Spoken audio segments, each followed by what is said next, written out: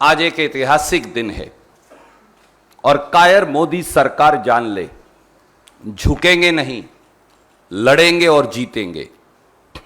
आज फिर आगाज होगा एक गांधीवादी सत्याग्रह का। आज फिर आगाज होगा एक नई क्रांति का कायर मोदी सरकार के खिलाफ। आज फिर आगाज होगा एक नए बलबले का प्रजातंत्र को रोंदने वाली भाजपा के खिलाफ। आज फिर आगाज होगा साहस और संयम का संविधान का दमन करने वाली ताकतों के खिलाफ। आज फिर आगाज होगा निडर और बेखौफ होगा गुलामी की पहचान बनी मोदी सरकार की दमनकारी नीतियों के खिलाफ। आज फिर गांधीवादी रणघोष होगा। कायर मोदी सरकार सत्य की आवाज के खिलाफ डर गई है। मोदी सरकार और उसके पिट्ठू इलेक्शन मैनेजमेंट डिपार्टमेंट ईडी ने सत्य को ललकारा है। सत्य को आवरण की जरूरत नहीं, न उसे दबाया जा सकता, न झुकाया जा सकता।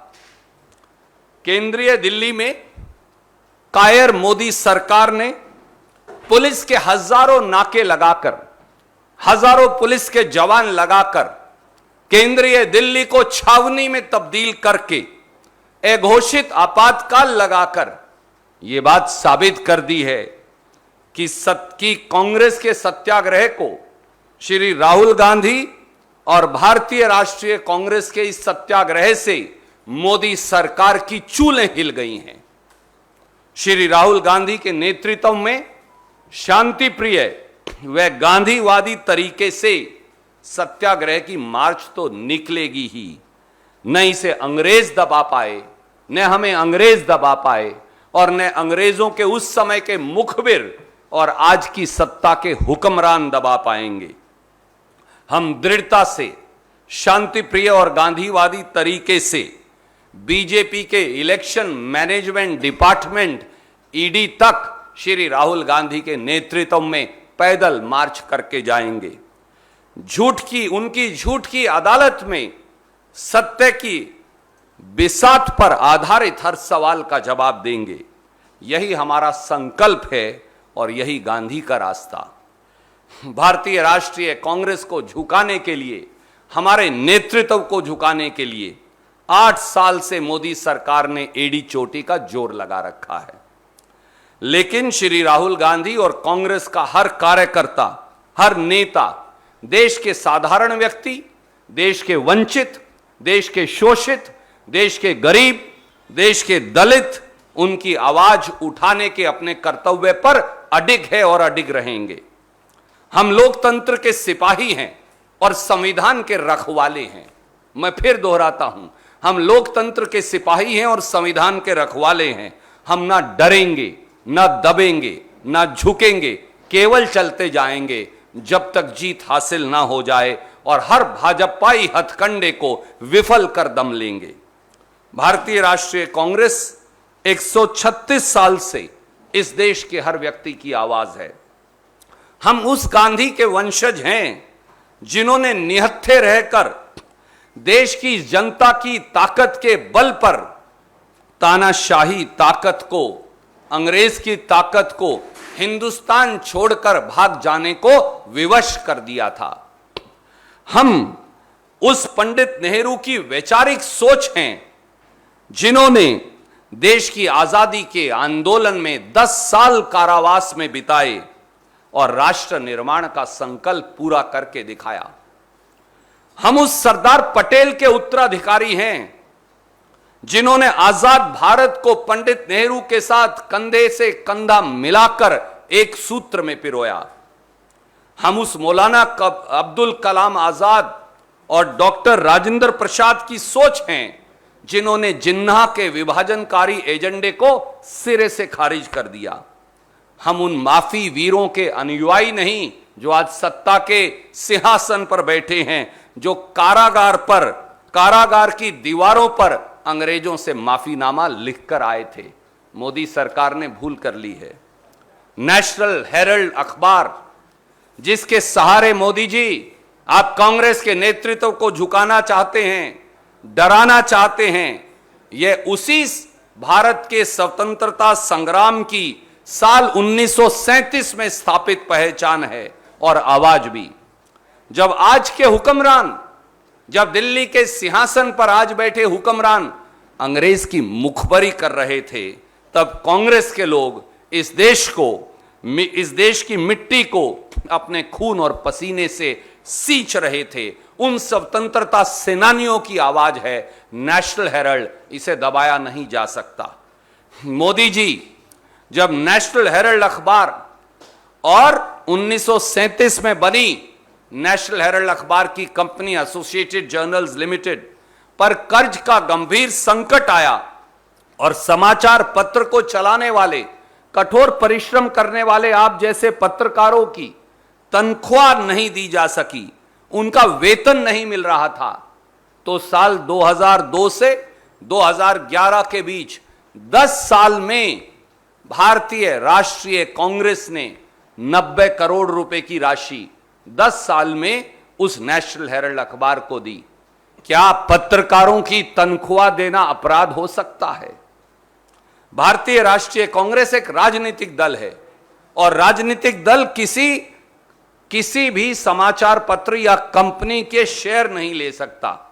इसीलिए भारतीय राष्ट्रीय कांग्रेस ने, हमने यंग इंडियन के नाम से एक नॉट फॉर प्रॉफिट कंपनी को नेशनल हेराल्ड व एसोसिएटेड जर्नल्स लिमिटेड के उस 90 करोड़ की एवज में शेयर दे दिए ताकि कंपनी का कर्ज खत्म हो सके, अखबार का कर्ज खत्म हो सके। इस 90 करोड़ में से आज यह जानना जरूरी है, इस 90 करोड़ में से 67 करोड़ रुपया नेशनल हेराल्ड अखबार के पत्रकारों और कर्मियों को तनख्वाह और वीआरएस के लिए दिए गए हैं। क्या कर्मचारियों की तनख्वाह देना, क्या पत्रकारों की तनख्वाह देना अब इस देश में अपराध हो गया है?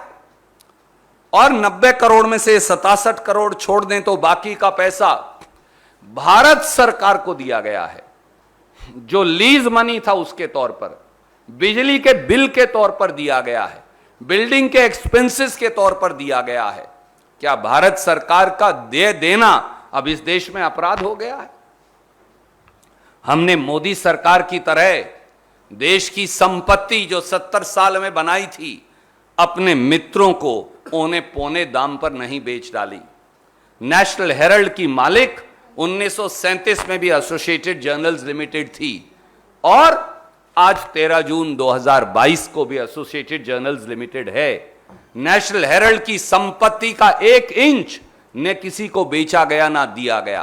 क्या यह अपराध है? अगर यह अपराध है तो यह करना जरूरी है।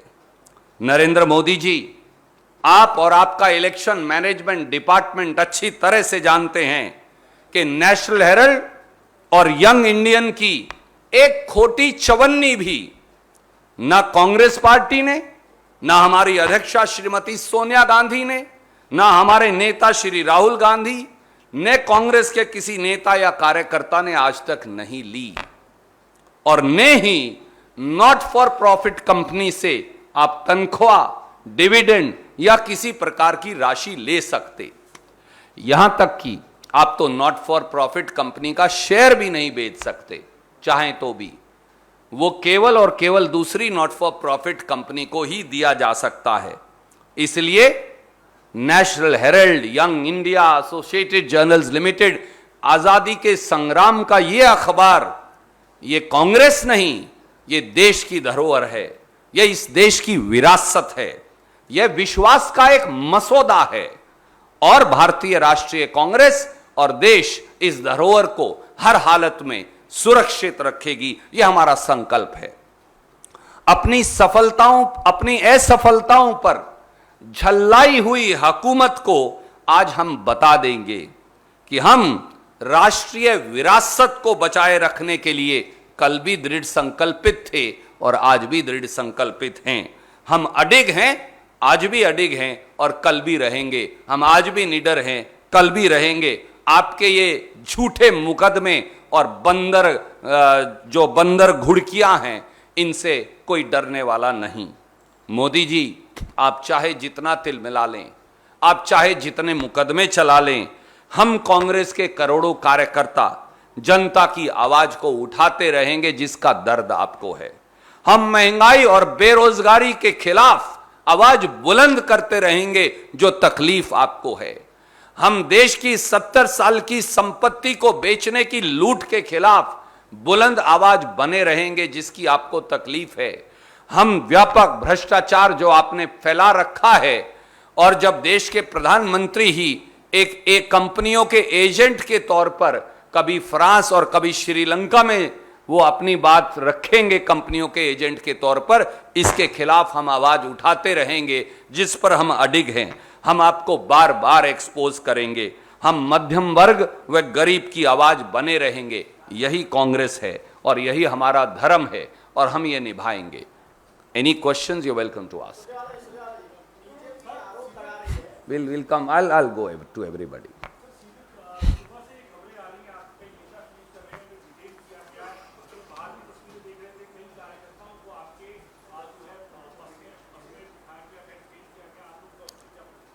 दिल्ली पुलिस ने कल रात से ही धरपकड़ शुरू कर रखी है।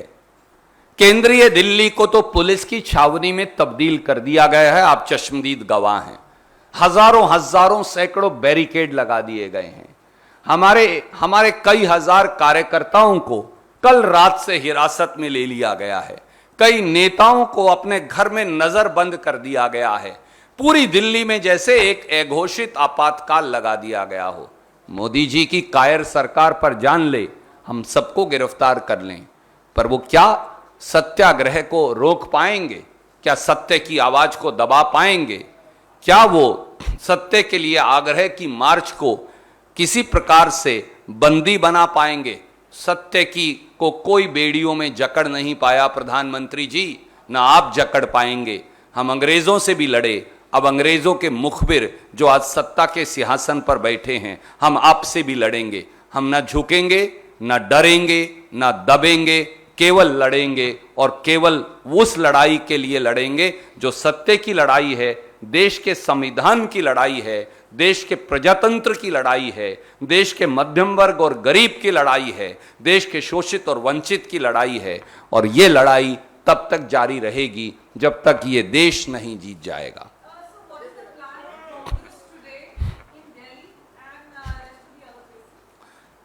In the entire country, this is a satyagraha for the truth, and truth does not need any protection from anybody. Truth is fearless. Truth does not get subjugated at the altar of autocracy or police atrocities. Modi government has imposed an undeclared emergency in the entire central Delhi area. Thousands and hundreds of barricades have come up. Thousands of Congress workers have been arrested since last night, and the process is going on even today. Thousands of policemen have been deputed all around. Why?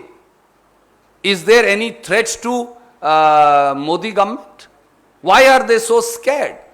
A scared, cowardly Modi government is trying to suppress the voice of the truth. We will continue our satyagraha for the truth fearlessly and unintimidated by the draconian subjugation of civil rights and democracy by Modi government. We will fight undeterred, we will fight fearlessly, and we will fight for the people of this country, for the downtrodden of this country, for the middle class of this country, against all-round inflation, against all-round joblessness, and we will answer every question that the election management department, ED, the puppet ED of Modi government has to ask. For the truth will win in the court of untruth and tyranny. I'll take one by one all questions.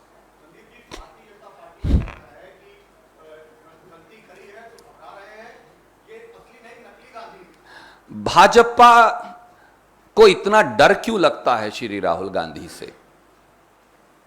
Bhajpa घबराई क्यों है? सरकार आपकी है, केंद्रीय मंत्री आपके हैं, पुलिस आपकी है, सीबीआई आपकी है, इलेक्शन मैनेजमेंट डिपार्टमेंट ईडी आपकी है। हम क्या कर रहे हैं? हम तो केवल पैदल चलकर उनके कार्यालय तक जा रहे हैं। देशवासियों, आप बताइए, क्या इस देश में अब सड़क पर चलकर जाना भी अपराध है? कल कहेंगे सांस लेना भी अपराध है। सत्य के आग्रह में सड़क पर पैदल चलने वाला अगर हर भारतीय अपराधी है तो हां, हम अपराधी हैं। अगर इस देश की आवाज उठाना अपराध है तो हां, हम अपराधी हैं। इस देश के गरीब, शोषित, वंचित, मध्यम वर्ग की जो कमर तोड़ महंगाई से उनका बजट टूट गया है, उसके खिलाफ आवाज उठाना अपराध है तो हां, हम अपराधी हैं।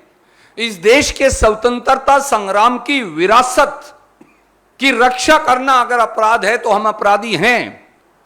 और अंग्रेज ने महात्मा गांधी को, पंडित नेहरू को, सरदार पटेल को, मौलाना अब्दुल कलाम आजाद को, सुभाष चंद्र बोस को, शहीद भगत सिंह को जेल की सलाखों के पीछे सत्य के अपराध में रखा था। आज फिर अंग्रेजों के मुखबिर जो दिल्ली के सिंहासन में छल और कपट से बैठ गए हैं, आज फिर वो उस आवाज को दबाना चाहते हैं। हम डरने वाले नहीं हैं।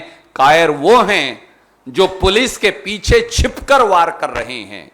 अगर आपके अंदर थोड़ी सी भी गैरत बची है, भाजपाइयों, मोदी सरकार के नेताओं, तो पैदल चलकर जाने में से राहुल गांधी जी के और कांग्रेस के नेतृत्व से आप डर क्यों रहे हैं? सवाल केवल यही है।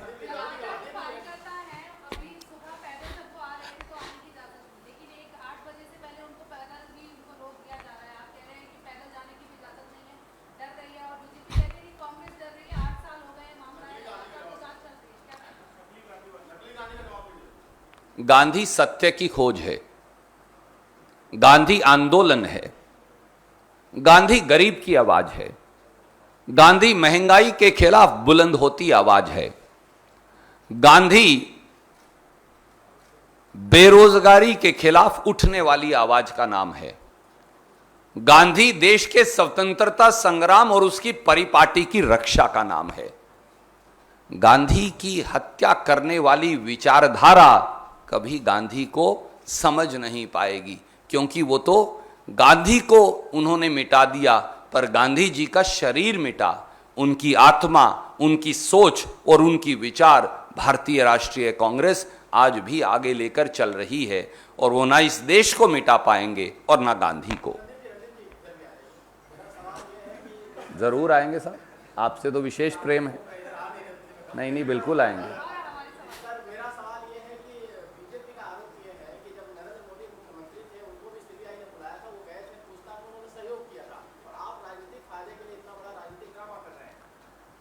आप मुझे बताइए, क्या सड़क पर पैदल चलकर जाना अब इस देश में अपराध है? क्या सत्य के लिए शांति प्रिय गांधीवादी आग्रह करना अब अपराध है? क्या इस देश की विरासत की रक्षा करना अपराध है? क्या पत्रकारों की तनख्वाह देना अपराध है? क्या समाचार पत्र चलाना अपराध है? अगर ये सब अपराध हैं, अगर इस देश के महान स्वतंत्रता संग्राम की विरासत की रक्षा अपराध है, तो माफ कीजिए, फिर यह अपराध करना 140 करोड़ भारतवासियों का कर्तव्य है। हम हर सवाल का जवाब देंगे। हम झूठ की अदालत में उनको बेनकाब कर देंगे। राहुल गांधी जी पैदल चलकर ईडी के कार्यालय तक तो ही जा रहे हैं। मोदी सरकार, कायर मोदी सरकार इतना डर क्यों रही है? Can I answer her question because it got left in between? Yes, ma'am. तो आप ये कह रहे हैं कि पैदल जो मार्च कर रहे हैं, सत्याग्रह है, उसको डरी हुई मोदी सरकार है, रोक रही है। 8 बजे से पहले की अगर बात की जाए तो लगातार जो आपके कार्यकर्ता थे उन्हें पैदल आने की इजाजत थी, लेकिन अब उनको भी रोक दिया गया है और बाहर धारा 144 के बोर्ड भी जगह जगह लगे हुए हैं। पुलिस की भूमिका और सरकार का जो रवैया है उसको लेकर के आप क्या कहेंगे? जब भाजपाई डरते हैं तो वो पुलिस के पीछे छिपते हैं। एक लाइन में ये बात है, जब भाजपा डरती है तो वो पुलिस के पीछे छिपती है। अंग्रेज भी पुलिस के पीछे छिपता था जब वो स्वतंत्रता संग्राम के आंदोलन को कुचलते थे, और अब मोदी सरकार भी पुलिस के पीछे छिपी हुई है। कभी इलेक्शन मैनेजमेंट डिपार्टमेंट ईडी के पीछे छुप जाते हैं तो कभी पुलिस के पीछे। हम कह रहे हैं हम देंगे ना गिरफ्तारी, पकड़िए हमें। आपने हजारों कांग्रेस के कार्यकर्ता पकड़े हैं, आप में हिम्मत है तो आजीवन कारावास दे दीजिए उन्हें। हम माफीनामा नहीं लिख के देंगे जैसे आपके पूर्वजों ने लिख कर दिया था। हम अंग्रेजों से भी लड़े, आपसे भी लड़ेंगे। I'll come, go to him and then I'll come to you.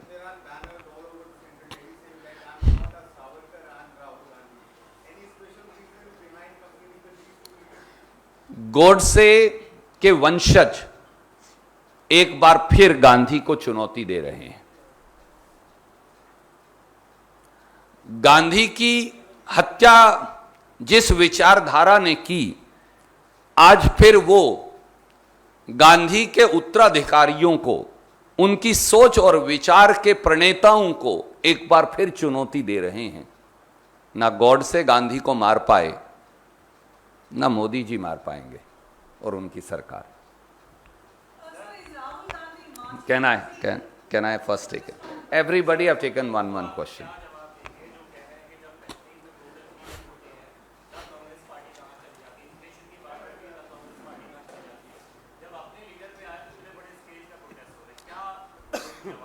आदरणीय मित्र, भारतीय जनता पार्टी के पेट में दर्द क्यों है? क्योंकि प्रधानमंत्री से आंख में आंख मिलाकर इस देश के लोगों की आवाज उठाने वाले नेता राहुल गांधी हैं। भारतीय जनता पार्टी इतनी छटपटाई क्यों है? सत्ता आपके पास है, सरकार आपके पास है, पुलिस आपके पास है, क्यों डर रहे हैं? क्योंकि महंगाई की बात हो या बेरोजगारी की बात हो, उनसे सवाल पूछने वाली कांग्रेस और राहुल गांधी हैं। भाजपा इतनी घबराई क्यों है? क्योंकि वो ये जानते हैं कि कांग्रेस ही वो ताकत है जो भाजपाई भ्रष्टाचार को बार बार उजागर करती है। क्या आपने कभी सुना था कि इस देश के प्रधानमंत्री कभी फ्रांस में एक कंपनी की वकालत करने जाएंगे, कभी श्रीलंका में उन्हें ठेका दिलवाने जाएंगे? क्या प्रधानमंत्री का काम कंपनियों को ठेके दिलवाना है? क्योंकि ये सवाल राहुल गांधी पूछते हैं, इसीलिए मोदी सरकार डरती है। पर इससे हम घबराने वाले नहीं। Last question.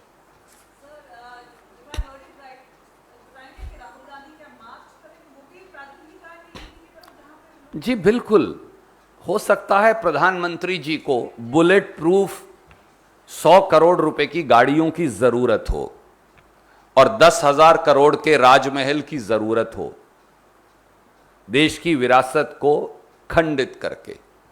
परंतु श्री राहुल गांधी किसी भी देश के और नागरिक की तरह 1 किलोमीटर पैदल चलकर जाना सही मानते हैं, अपने साथियों, अपने कार्यकर्ताओं, अपने नेताओं के साथ, क्योंकि यही हमारा धर्म है। हम इस धर्म के लिए दांडी मार्च महात्मा गांधी ने निकाली थी। इसी धर्म और सत्य की खोज में भारत छोड़ो आंदोलन किया था, जिस आंदोलन में इसी नेशनल हेराल्ड अखबार को अंग्रेज ने तब भी प्रतिबंधित किया था। याद करिए 1942 से 1945 तक अंग्रेज ने भी नेशनल हेराल्ड पे बैन लगाया था। अब अंग्रेजों के मुखबिर एक बार फिर नेशनल हेराल्ड से लड़ रहे हैं, इसलिए डर भी रहे हैं। पर हम उनके इस डर को सत्य के आवरण में तब्दील कर देंगे, ये हमारा संकल्प है। धन्यवाद।